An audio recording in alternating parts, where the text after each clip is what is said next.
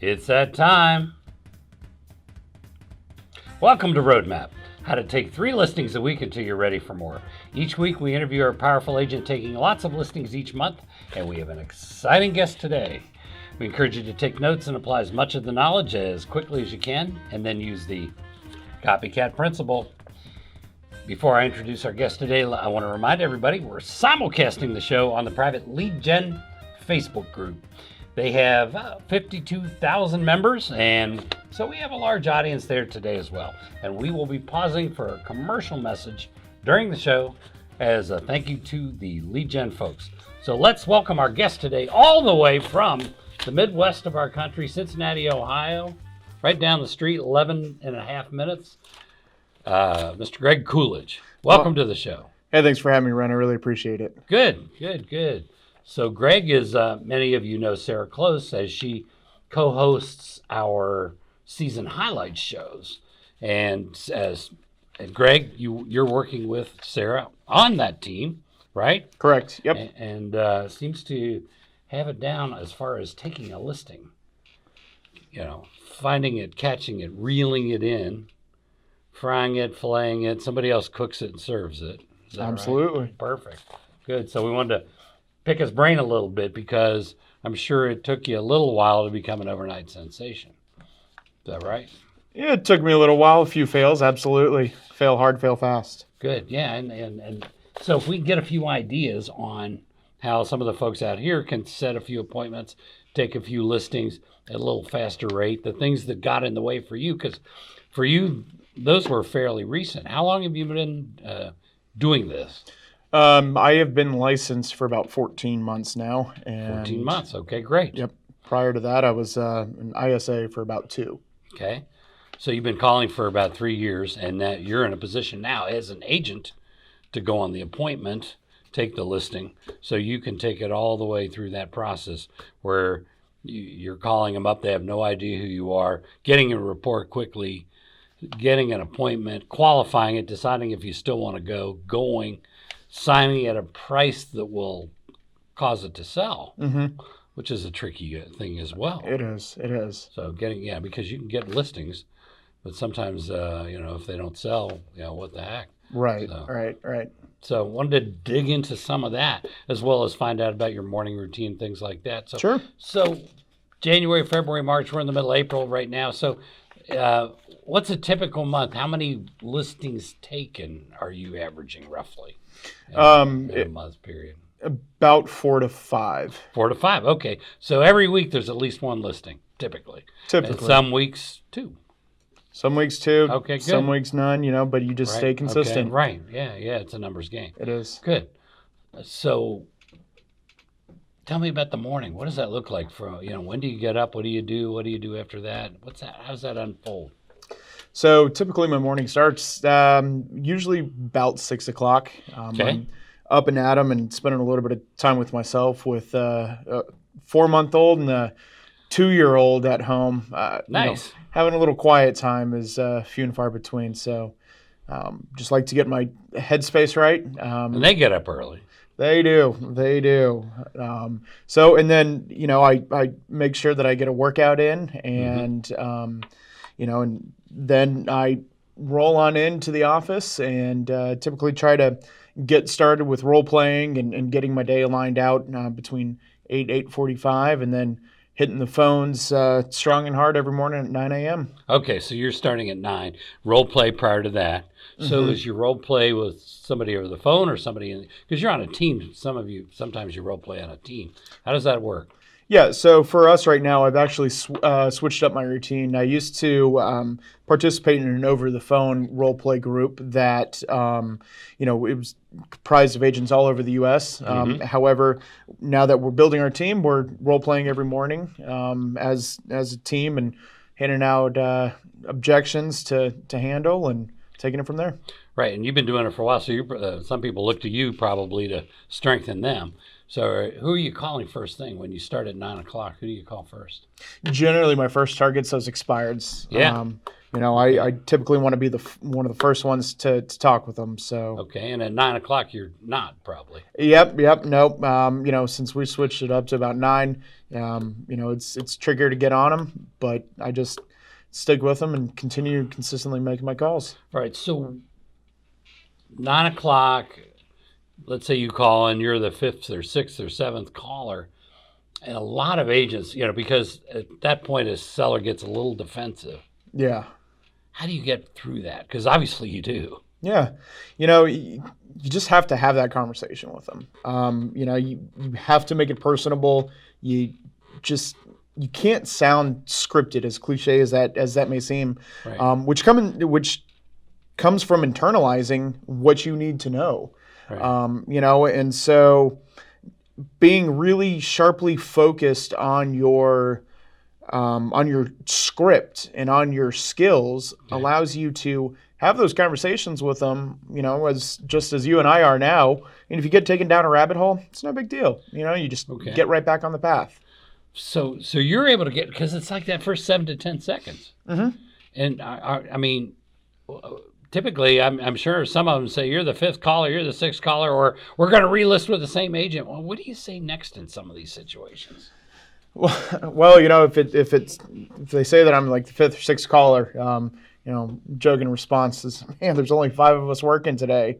Okay, so you use a little humor to break it up. Yeah. And that works a lot. Apparently does. it works. Okay. It All right, does. so you soften it that way. Mm-hmm. What if they go, thanks for calling, but we're going to go with the same agent, and before they hang up, you say... Well, I asked him, I said, completely understand that. Just out of curiosity, why do you think your home didn't sell? Okay, so you go to that piece. Okay. I do. Right, early on. Okay, so you're like, yeah, I'm just out of curiosity. And the way you just did that, it sounds real. Yeah. Right, because some people are reciting this little drumbeat script. Right. And you're just making it sound like a real person. Were you that way at the beginning when you first started? No. How'd you loosen up? Practice. Okay. I mean, you want to be good at anything. Sports, business, scripting. I mean, you've got to practice. Okay. And you eventually, you fail. Like I said, fail hard, fail fast. Okay. So you can polish up on what it is that you do. So you can start at 9 o'clock in a major city. I mean, there's roughly 2 million people in this greater area, Beltway area here. 2 million people. And you can start at 9 o'clock. 5 or 6 or 7 people, I've already talked to them, and you can set an appointment by sounding real. Absolutely. And especially if it's an expired listing that's maybe expired twice, or 3 times, or is canceled, whatever it may be, it's come off the market and come back on. I know that I'm good with my skills so that I can just have a conversation with them and able to, get real and sound like I'm coming from a place of caring, because I do. Mm-hmm. Whereas I know the 5, 6 people before me, they don't know what they're doing. Most of the time they don't know what they're doing. They're not polished up on their scripts and coming from a place of contribution. Okay. Or they're afraid. Yeah. A lot of times they'll take the first thing, that reflex no, whatever they say, the people say. We're going to give it a break. Okay, good luck to you. Bye-bye. All right, thanks. Like, yeah. So. The good news is I've never had an expired listing or for sale by owner bite me yet. So figure until I get bit, I'm just going to keep going. Okay, good. Well, let's talk about for sale by owners then. Sure. Because they're not as time sensitive. Mm-mm. You don't have to hit them at first thing in the morning. No. You can hit them whenever you talk to them. What's working with them? So it has taken me a little bit of time to come up with my own, script, if you will. Having the opportunity early on of learning a lot of my for sale by owner conversations from you, and scripts like Mike Ferry, et cetera. I had to kind of figure out how to not sound like the next person, and yet really understand, try to quickly get to a position where I can get them to answer questions. Mm-hmm. Because when they hear that, oh, you're another agent, great, here we go. Okay, yep, nope, thanks for calling. And you get hung up on real quick. So I usually come at it from a round angle. I say, hey, Ren, not sure if you can help me out here. I appreciate you taking my call. Got kind of an odd question for you. Yeah. And they're like, okay. Yeah. So, I say, hey, we've got about 15 to 20 properties that are coming up on the market here in the next couple weeks. Just out of curiosity, where are you moving to and what you looking for?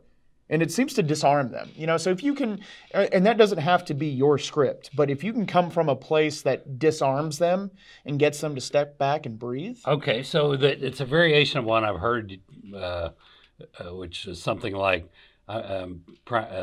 main reason I'm calling is not about the listing, but to see if you've purchased your next home yet. Mm-hmm. You're going after that angle. Mm-hmm. You're saying, I've got a unusual question to ask you. We've got these properties coming. Well, you want to buy one. It's basically what you're saying. Right. Okay, so you're coming out of left field on that, which is great because they don't get that. Everybody wants the listing. Yeah. So then how do you end up with the listing? Where do you take it from there?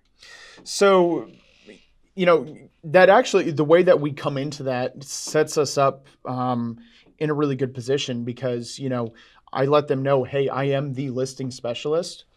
And as you can see, we are proactive in selling our listings, which is why I'm calling you. Yeah. So if it were then to make financial sense for you to meet with us, all commissions and everything aside, would you at least be willing to have a conversation on whether listing with us makes sense for you? And when you said that thing about we've got, what'd you say, 40 or 50? 15 to 20 properties? That's a lot of inventory. We've got all these homes coming up, wanted to see perfect. I mean, all of a sudden you're in rapport because there's nothing for them to right, yeah. arm wrestle you with. Yeah. You're like, that's a new one. Okay. Well, and you quickly find out what their motivation is, what their timeline looks like, And so what do you do with that? Because they're for sale owners and they're for sale owners. Mm-hmm. Some of them have to move pretty quickly. Mm-hmm. And there's some that don't have to move or they don't have to move anytime soon. What do you do with those? So typically I'll put them in a follow-up, and I will try to dig a little harder on their motivation. Mm-hmm. If they're not wanting to move quickly, they're testing the waters, what have you. You just put them in a drip and a follow-up. They say, hey, give me a call back in a month. Perfect. I'll call you in like a week and a half, 2 weeks. All right. So, and just kind of set them aside. So when you run low on people to call, then you'll check in with them to see if the temperature's increased a little bit. I just put them in my lead follow-up bucket. Okay. Yeah. So who else you call besides expireds and for sale by owners?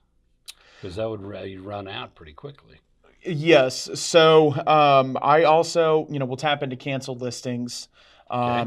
We see a lot of that in this market right now for one reason or another. And then, I do tap into the buyer's pool as well. One of the cool things about working for sale by owners is that when I approach it, I will generally be able to figure out if they're working with an agent.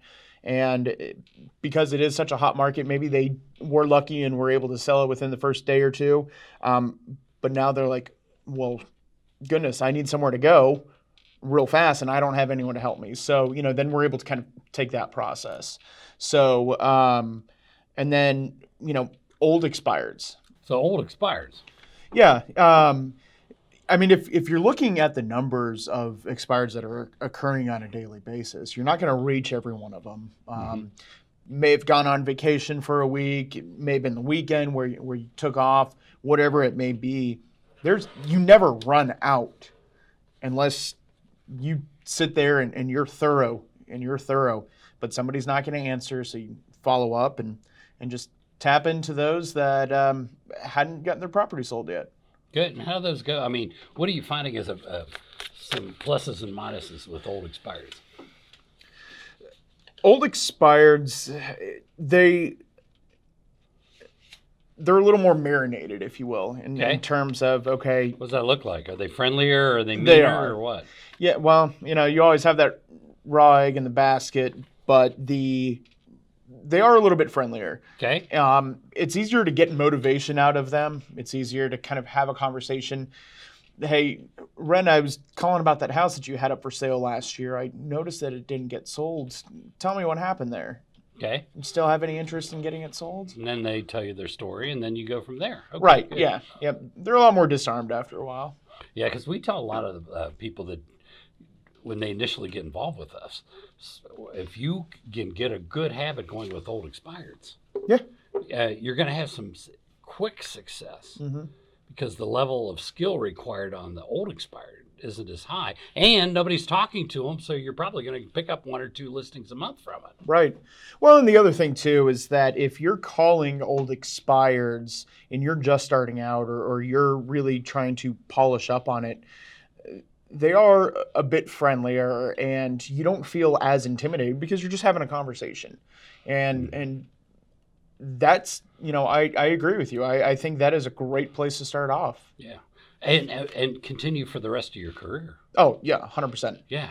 I mean, it's a great way to get a good foothold in this while they're building their skills. Because as you're talking about, it took you a lot of practice to get where you can start at 9 o'clock and set some appointments every day. So when I started as an ISA 16 months ago, I was in the office and doing my calls by 8 a.m. And I was very regimented about that. And as we have begun to build our team and my requirements and team, modules have shifted a little bit, that's why I'm, in there at 8:45 or 9 o'clock. If it's the first of the month, I'll generally try to get in earlier too. You want to tell them why? Because some of the people are newer to it. Yeah, what's absolutely. the first of the month about? Yeah, so the first of the month, you're going to see a much higher spike of expireds because when the listing agents are putting them in the MLS, it's 6 months out from now, easiest thing, the first, or even maybe the 15th.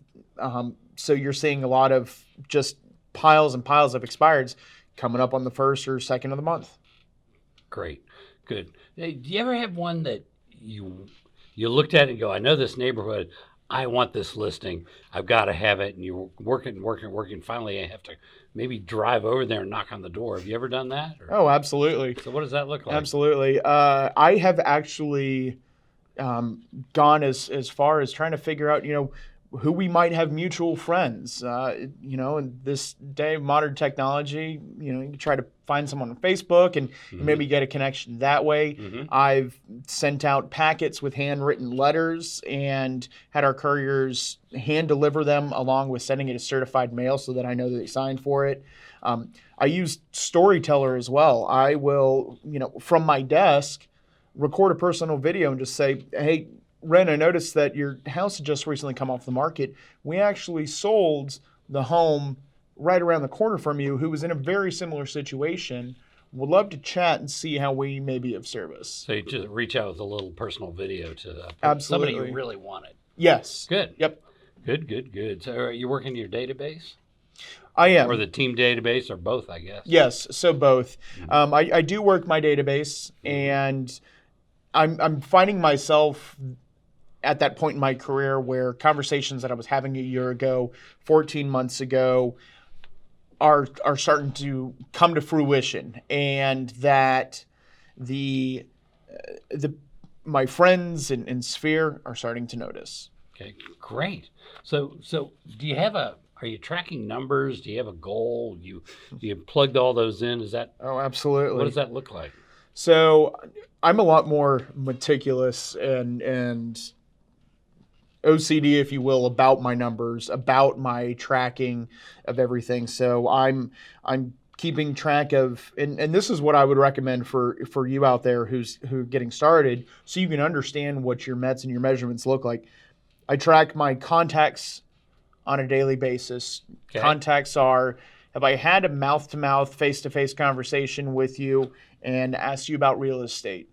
Given somebody the opportunity to say no. And then I track my conversations to appointments. Okay. My number of appointments set, my number of appointments gone on. Okay. To listings taken. Okay. Which in turn helps me figure out my goal for the year, and which we have it broken down to my goal for the month. Okay. What's the goal for the year in listings taken? 48. 48 listings taken. Great. I Yeah, love well, it. excuse me, listings taken. Yes. That's going to be a bit higher. I think it's right at like 62 because 48 is my listing sold. Okay, so LS 48 listings sold. Got it. Yes. All right, so which is probably closer to 60, 62, right, for listings taken. Perfect. And I had another question. I can't think of what it is. But this is some pretty vital information. So with that database now, I know what it was. Do you have, how big is your personal database? How big is that? My personal database is actually rather small. So Okay. I am newer to the Cincinnati area.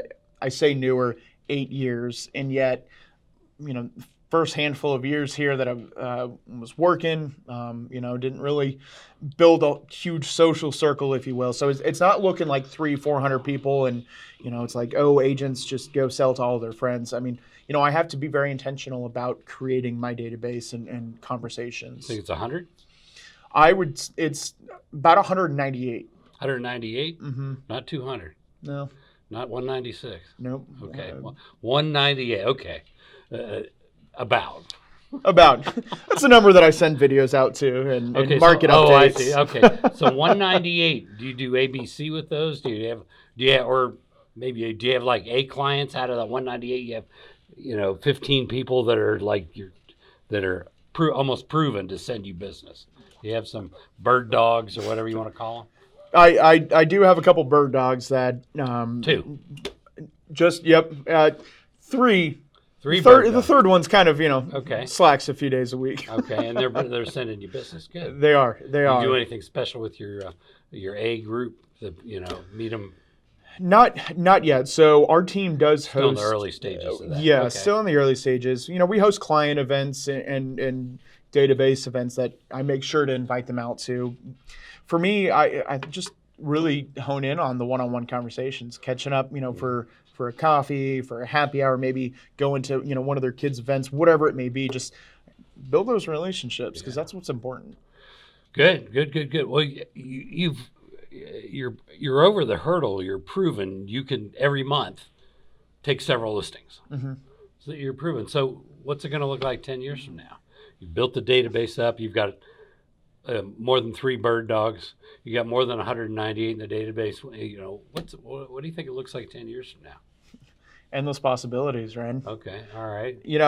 Ultimately, I'm not sure, and again, only being 14, 16 months into this, not sure what that really would look like in terms of, am I going to quit calling expireds and for sale by owners? I don't think that I ever will, just because, oddly enough, I enjoy the conversations. Yeah. I mean, I wouldn't have guessed that because it tastes the doggone well. In other words, when we look at the people that we interview that have been doing this for 10 years and 12 and 15, and you watch our show, I mean, they have a lot of money. Mm-hmm. Absolutely. And, you going to buy some doors? I mean, rental properties. Yes. Yeah. Yep. So, our goal is... I didn't know. Maybe you haven't really mapped that out. Where am I 5 years from now? Where am I 10 years from now? Oh, no. My wife and I have definitely mapped it out. One rental property a year, whatever it may be. Maybe that's too soon. No. For us, we are looking at building our rental portfolio. Okay. What's important to my wife and I right now is paying down our student debt and getting to a place of that, relief. So do a little Dave Ramsey first and then. Yes. Okay. Yep.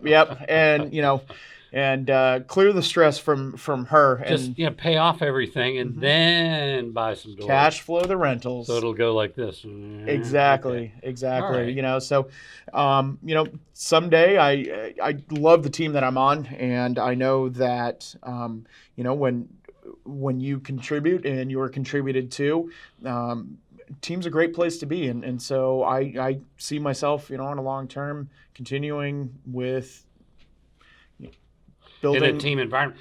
When you think about the team environment, the upside of that versus being completely solo.